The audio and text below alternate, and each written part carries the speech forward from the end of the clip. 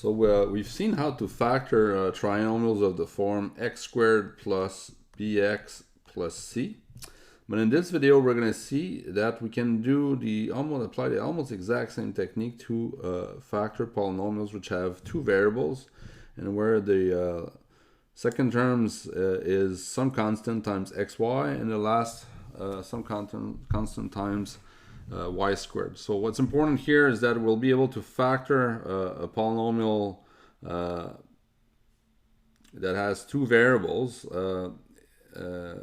and which is of degree 2 when one of the coefficients for either x squared or y squared is 1. So I'll go through two examples here to show you how it's done. And we start with factoring x squared plus 8xy plus 12y squared. Okay. Now, before doing that, I'm going to explain how it's going to be done. Okay. And the explanation is similar to the one you had when there were no y's present. So the idea is that we can write, or at least we're going to want to write this in the form x plus a constant times y times x plus a constant times y again. But the constants may be different. The a and the b may be different. Why is that? It's because let's multiply it out so just to see that it's going to be possible. So if I do x times x, I get x squared. So you see, this is how I'm going to get x squared in both places on each side. Okay. After that, I get to do x times, well, maybe actually I'm going to do ay times x. I get axy.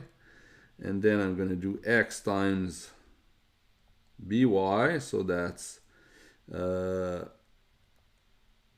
bxy.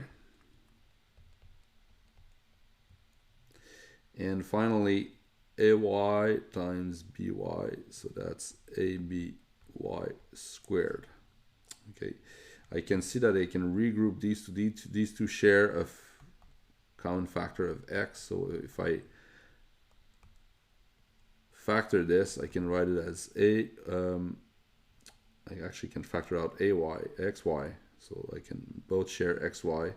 So I get a plus b xy plus aby squared. And that's very similar to the explanation you got for factoring trinomials when there was only one variable. So you see a plus b, that's going to have to equate my 8.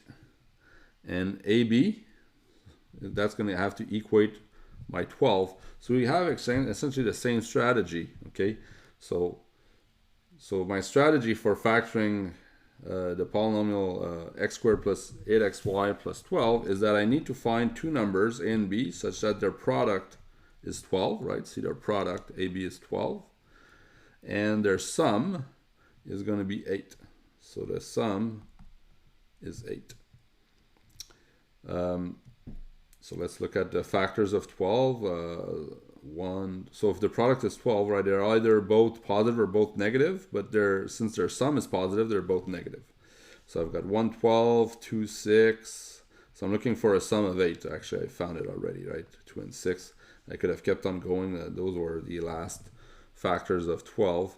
But obviously it's 2 and 6 that I need to add up to get 8. So those are the ones I'm going to choose. So that means that x squared plus 8xy plus 12y squared, that's going to be x plus, so anyway, maybe I can write it here. The numbers are 2 and 6. So it's a, so I could say this is my a, this is my b. So it's x plus 2y times x plus 6y. So this is very similar, right? If I didn't have any y here present, right, I'd apply the same rule. Product, a sum of 8, product of 12 would have been x plus 2, x plus 6. So the only difference here is the presence of y here in the factors. Okay, so my final answer, so let me erase this part now. my final answer is what you see over here. That's it. I could check that this is correct on a test. How do I check that? Well, you take this right hand side here and you expand it, and you make sure that it gives you what you had initially. So if I take this and I expand, x times x is x squared, x times 6y is 6xy, 2y times x, 2xy, and 2y times 6y, that's 12y squared. And if I regroup my middle terms, 6xy plus 2xy, that's 8xy plus 12y squared. And this is exactly what I had initially, so this is correct. Let's take a look at a different example. Now I have x cubed y squared minus 3x squared y cubed minus 18xy to the 4. Now that's not an expression of the form x squared plus bxy plus cy squared, right? In fact, this is a polynomial of degree 5. But okay, the thing you should always try to do when you factor is to take out the greatest common factor first. Okay, so let's see if these terms share something in common, and they do. You see, I've got x. Let's look at the x's. I've got x cubed, x squared, and x in each term, so I can take out an x. I've got y squared, y cubed, y to the 4 in each term, so I can take out y squared. When I do that, I'm left with x squared minus 3xy minus 18y squared. And now I have something of this form inside my bracket. Okay, so here I've taken out the greatest common factor. You don't need to write that in your solution. I'm just showing you that for your notes here. Okay, maybe you can write that in your notes. This is what we've done. And after that, how do we factor this? Well, I need to find two numbers such that the product is minus 18. So I'm going to have a positive and a negative ultimately, and a sum of minus 3. So let's look at, so if the sum is minus 3, right, I need to have a difference of 3 between my numbers, right, because one's positive, one's negative, because the product is negative. So I have 118, so the difference between them is 17. No, that's not 3. 2 and 9, the difference between them is 7. That's not 3. I've got 3 and 6. The difference between them, yes, is 3. So it's going to be 3 and 6. And so the numbers I'm looking for are 3 and 6. And one of them has to be negative. So which one's negative? Well, the sum is minus 3, so it's minus 6. Okay, so that means that my factors are x plus 3y, right? I choose the first one, and x plus minus 6y. So that's x minus 6y, like that. And I'm done. That's my answer. I'm done factoring. And of course, I could check that this is all correct. So if I re-expand, it should give me back the polynomial I had initially. So let's re-expand. I need to put a bracket here, right? Because as I expand this, it's going to ultimately be multiplied all by xy squared that I have in front. So x times x is x squared. X times minus 6y minus 6xy. 3y times x, so plus 3xy. 3y times minus 6y, that's minus 18y squared. And if I regroup everything together, I get x squared, so that the two terms I can regroup, minus 3xy minus 18y squared. So I do have what I have here. And if I just distribute my yx squared, I should end back with what I had initially. Minus 18x xy to the 4, and that's exactly what I have here at the beginning. So this is good.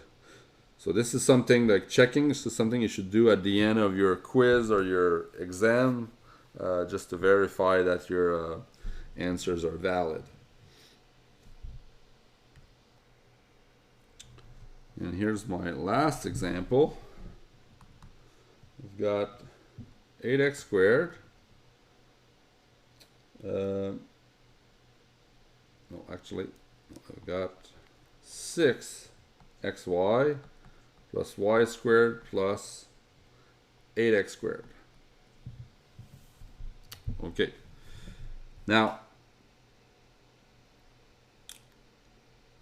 we can factor, like I said, we can, if I write it like that, I can first reorder them, right? Usually you write them so that you end with an x squared, or start with an x squared and end with a y squared or an x squared. So here, if I start with x squared, I've got 8x squared plus 6xy plus y squared. Okay, so I end with some y squared. I started with some x squared. But the thing is that we haven't seen how to factor a polynomial if it starts with a coefficient. If the first term starts with a coefficient that's not 1. So that's not going to work if I think about my polynomial this way. But look, this one has a 1. So actually, why not? So I'm going to reorder it so that I start with y squared, which has a coefficient of 1. And now I'm in a situation that's identical to what I had before. It's just that I have to think now that my factorization will be of the form y plus ax times y plus bx. You see? And before it was x plus ay times x plus by, but that's because I had an x squared. Okay? But now I've got a y squared, so it's y that goes here. Okay, so but the solution is sort of the same. I need to erase this. I need to find two numbers so that the product is 8 and the sum is 6. And it's not too hard if you look at the factors of 8, that it's going to be 2 and 4. Sum is 6 here. So 2 and 4 are the numbers I'm looking for. And once I have those, it's very simple. It's going to be x plus 2y, y plus 2x times y plus 4x. And again here, you could check that this works on a test. You'll see that it does. Y times y is y squared. Y times 4x is 4xy. 2x times y, 2xy. 2x times 4x, 8x squared. And as you regroup your middle terms, you do get